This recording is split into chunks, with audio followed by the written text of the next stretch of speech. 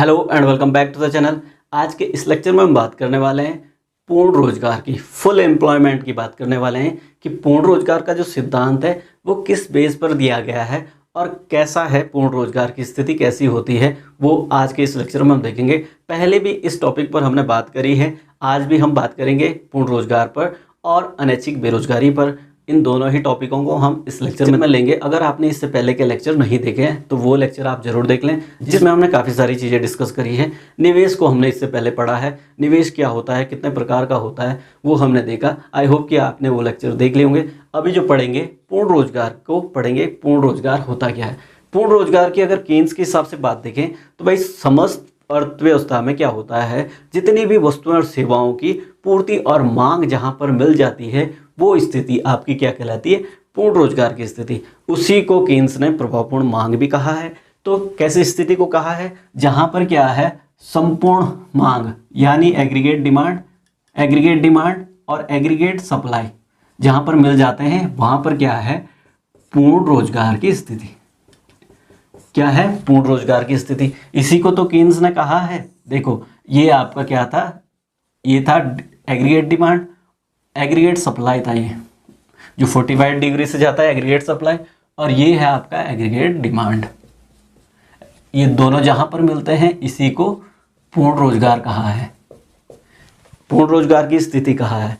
तो पूर्ण रोजगार की स्थिति ऐसी स्थिति होती है जहां पर योग्य और इच्छुक व्यक्ति प्रचलित मजदूरी पर काम करने के लिए तैयार हो जाता है या काम मिल जाता है, उसी को उन्होंने पूर्ण रोजगार कहा है। अब पूर्ण रोजगार की अगर बात आती है तो पूर्ण रोजगार का ये मतलब नहीं है कि वो शून्य बेरोजगारी होगी, वहां पर मतलब बेरोजगारी होगी ही नहीं, ऐसी स्थिति नहीं है। ये पूर्ण रोजगार एक ऐसी स्थिति है जहां पर बेरोजगार तो होते हैं पर उतनी मात्रा में नहीं होते। एक सामान्य स्तर होता है बेरोजगारी का, बहुत नीचे लेवल तक रहते हैं कि भाई बेरोजगार तो हैं पर कम है लेवल, इक्के दुक्के मिलते हैं। पर ऐसी स्थिति नहीं है पूर्ण रोजगार कि वो शून्य बेरोजगारी की, मतलब वहां पर कोई भी बेरोजगार नहीं है, ऐसी स्थिति पूर्ण रोजगार नहीं होती।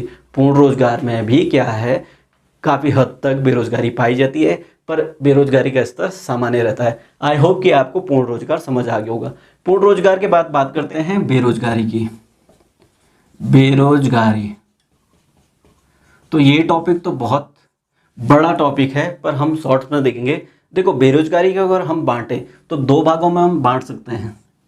दो भाग कौन से? ऐच्छिक बेरोजगारी,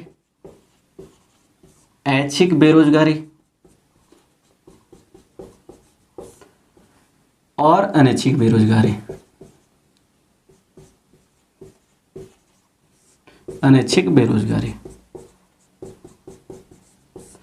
अब यही से शुरू करते हैं। बेरोजगारी क्या होती है? बेरोजगारी क्या होती है कि कोई योग्य व्यक्ति काम तो करना चाहता है पर उसे काम नहीं मिल रहा है, उसे ही बेरोजगार कहा गया है। तो बेरोजगारी की परिभाषा भी वही हुई।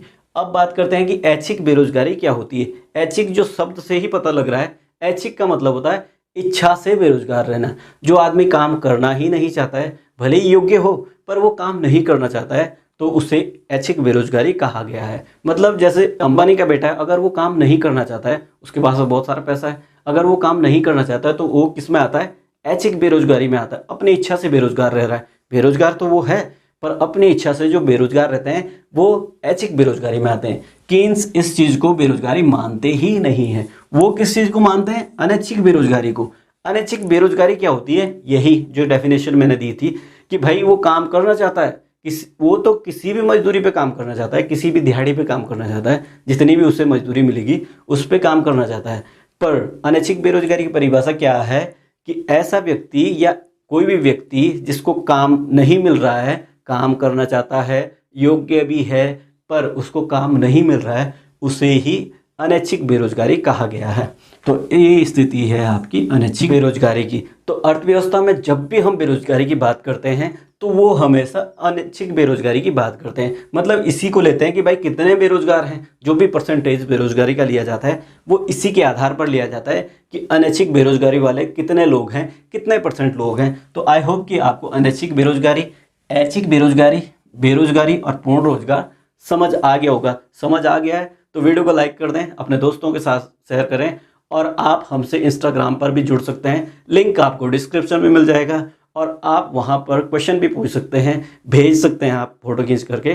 तो आई होप कि आपको ये लेक्चर समझ आ गया होगा। समझ आ गया है तो वीडियो को लाइक कर दें, शेयर कर दें और मिलते हैं नए लेक्चर में। धन्यवाद।